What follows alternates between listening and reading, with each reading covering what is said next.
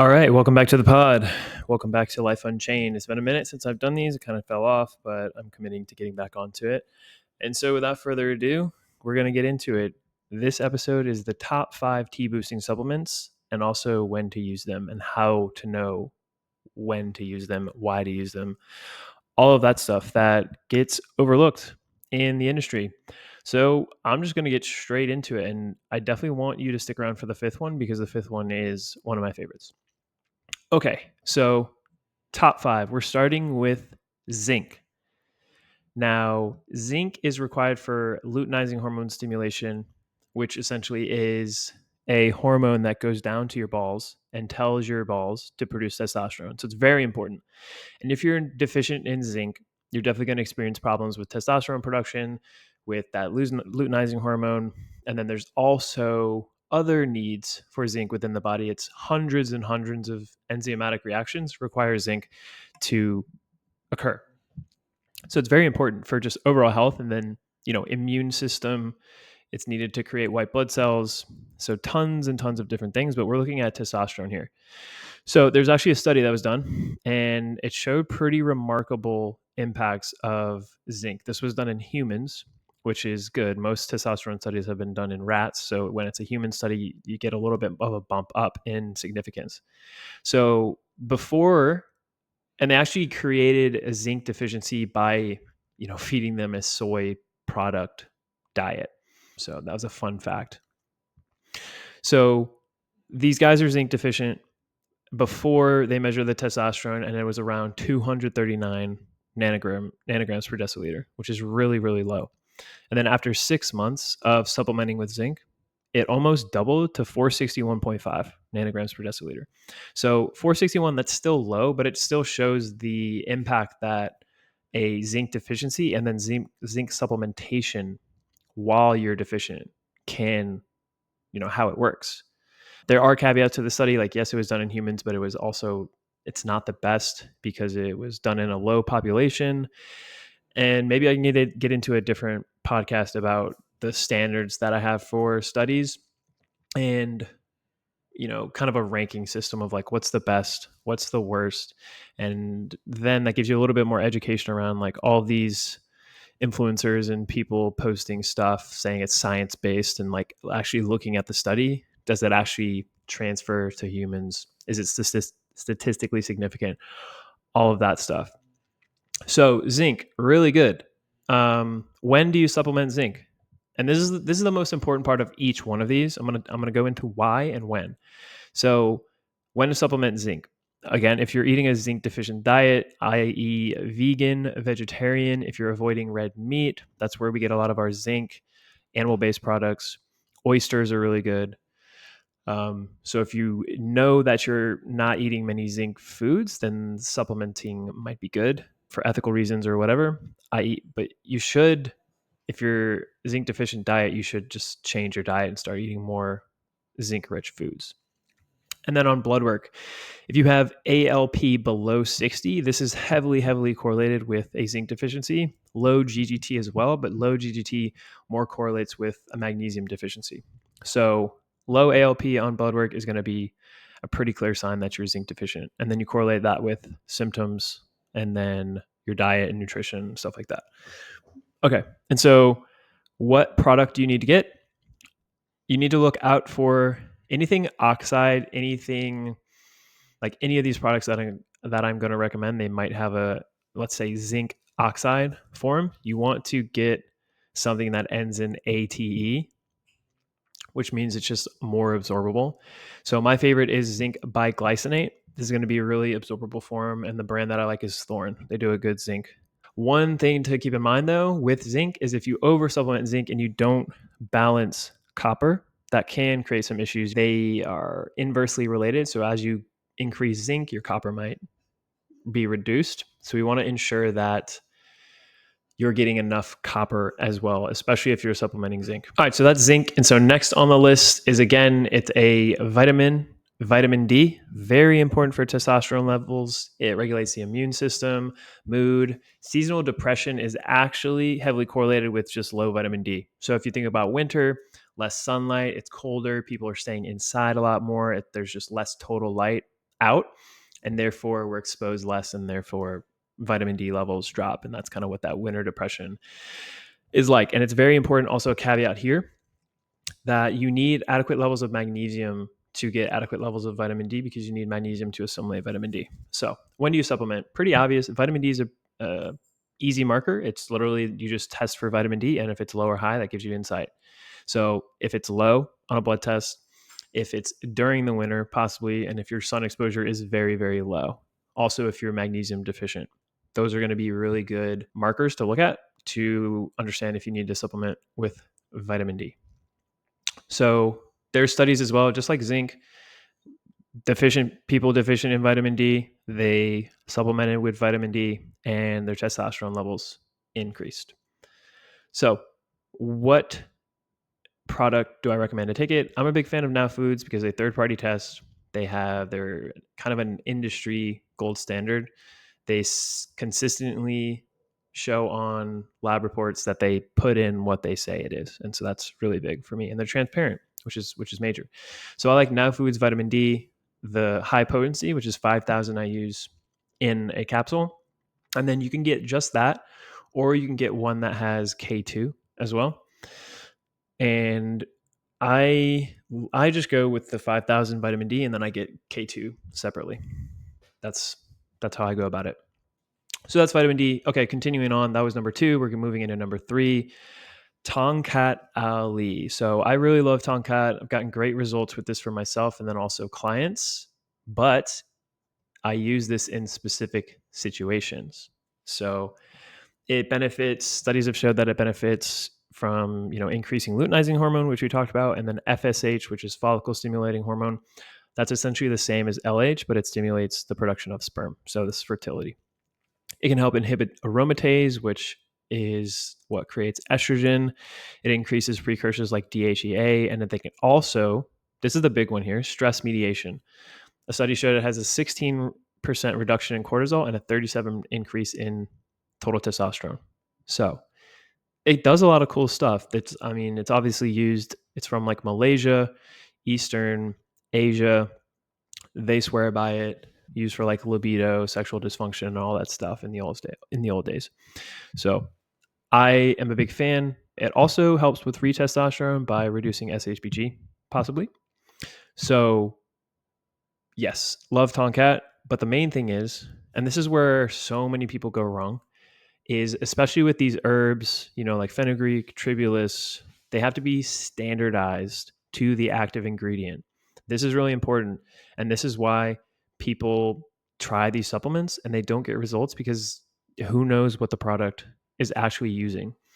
There's some products that, they don't standardize, and so they don't work. Some products don't have any Tongkat Ali, but they spike it with Viagra, Cialis, stuff like that. So you do kind of get like a benefit, a sexual benefit, but there's just no Tongkat Ali. This is just supplement industry in general. You need to be careful about what you get. You need to get a transparent brand, third-party tests, and they standardize to the active ingredients. So for Tongkat Ali, you want to look for something called uricomanone. I think that's how you say it. I'm not entirely sure. And that needs to show up. Either you need to do your due diligence and message the company, or on their website, it needs to say that it's been standardized. And likely if it doesn't, it's not standardized and it's a shit product. Because why would you not, if it is standardized, why would you not advertise that? So that's just kind of how I look at, if I don't see it anywhere, if it's hard to see, I kind of kick that to the curb, because that's a red flag to me that it's most likely not standardized. Okay, another thing that you can do in terms of testing it, like if you get capsules, you can possibly break that out. And if they're not bitter, then it's not very potent, because Tongkat is essentially bitter. And that's how you can check to see if it is actually what stroke. And that's how you can see if what they put in the product is actually what you're getting. So brands that I like, Nootropics Depot, they do a really good one. They do 2 types. I usually get the lower potency one. Haven't tried the higher, but the lower one is great. Standardized, third-party tested, all that stuff. And then there's this other brand that I really, really like. It's called Acarali, and they use Fista, which is a patented form of Tongkat Ali extract, which has studies backing that exact specific patented form. So you know that you're getting exactly what these studies used, and therefore you have a little bit more clarity on the results that you can possibly get if it's what you need. So why would you take Tonkat Ali? Big one, like we talked about, the reduction in cortisol and increase in testosterone. If you have high stress, if you're under a lot of stress, Tonkat can help mediate that stress, and therefore the kind of battle that goes on between testosterone and cortisol, it can help with that. Also, high SHBG, which is sex hormone binding globulin, which binds onto free testosterone, renders it inactive. And so that correlates with a lower free testosterone, and then also low total T is when you're going to want to take that. So tons of benefits, total testosterone free, muscle building, recovery from workouts, stress management. It's got a lot of good stuff going on. So that was number 3. We're going to move on to number 4, boron. So I absolutely love boron. I've gotten great results with this as well. Helps with vitamin D absorption, as well as being good for bones and interesting impact on hormones, which we'll get into. So the main impact is on free testosterone, we think, by reducing SHBG, but it also increases estrogen if you take it long term. So there's a specific way that you can kind of work around that, but where I usually recommend it is when someone has low free testosterone, high SHBG, and then low estrogen. So sometimes we want to actually raise estrogen. And so boron would be amazing for someone that has all 3 of those. However, if you have adequate levels of estrogen, you don't want those to go up too much. You can kind of get around that by cycling like 6 to 9 milligrams for 2 weeks. Then you take a week off, and then you just do a maintenance dose of 3 milligrams. That kind of gets around the high dose estrogen elevation. And so boron, you can be found in raisins, prunes, stuff like that. That's nutrition that you can add, but you might have to eat a lot of raisins to get adequate levels of these types of levels of boron. So it's easier just to supplement. And then again, the brand boron glycinate. So again, glycinate ATE is going to be a lot more absorbable than like boron oxide. I've never seen that before, but just making sure that you're getting a highly absorbable form, and glycinate is usually good. Now Foods is the brand that I like I mentioned. All right, cool. So that was 4. Moving on to number 5. So Shilajit. So it kind of seems like Shilajit's all the rage. Everyone is coming out with their Shilajit product. Everyone's got their favorite brand. I've been seeing tons and tons of different ones. Like it's people use a resin, people use tablets, people put it in their coffee. Like it's everywhere. But the main thing with this, and then also, everything that we've talked about, we have to make sure that the quality is good. So looking at the sourcing, looking at the standardization, this is really important too. This is really important as well. Like we looked at Feista for Tonkat Ali. There is also a patented form of Shilajit, and it's called Primavi. So if you're unsure of which one to take, and if you want to take it in capsule form, I would look for Primavi. That tells you that it's standardized, that it's patented, that you're going to get what was used during studies. Cool.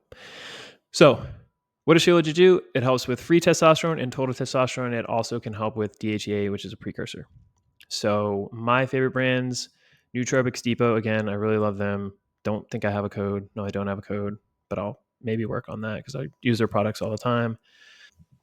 They actually use the Primavi form. So that's what I would be looking out for.